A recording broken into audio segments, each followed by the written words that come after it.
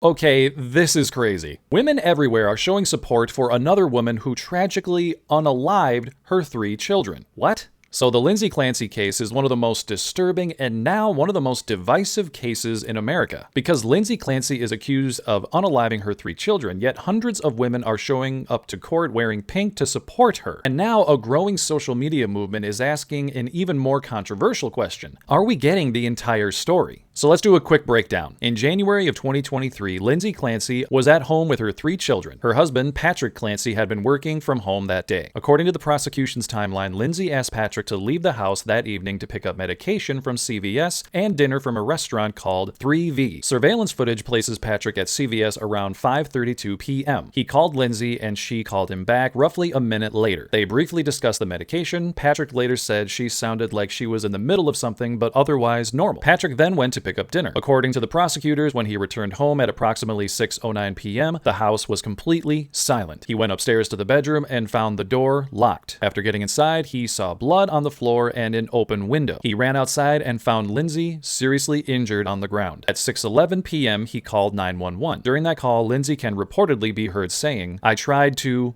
myself," and jumped out the window. Patrick then asked where the children were. She said, "In the basement." Patrick went downstairs and discovered that the children had been with elastic bands. Lindsay survived but suffered devastating injuries that left her paralyzed. And the prosecution's position is straightforward. Lindsay deliberately unalived her children, attempted to herself, and knew exactly what she was doing. And her defense does not dispute that Lindsay did the deed. Instead, they argue that she was suffering from severe postpartum psychosis and was therefore legally insane at the time. But now the case has taken another turn entirely. Because while hundreds of people, particularly women and mothers, have rallied outside the courthouse wearing pink in supporting Lindsay, another group on social media has begun questioning Patrick's involvement, and one video in particular has gone viral. A woman recreated the alleged crime scene using Bratz dolls and a miniature setup to examine the layout of the bedroom window and dresser. She claims that what appears to be blood can be seen under or near one of the legs of the dresser positioned by the window, and that has led to a much bigger online theory. Was the dresser moved after Lindsay had already gone out the window? And that has caused many people to speculate that someone else may have entered or altered the scene. And again, there is no evidence publicly establishing that scenario. Lindsay has confessed,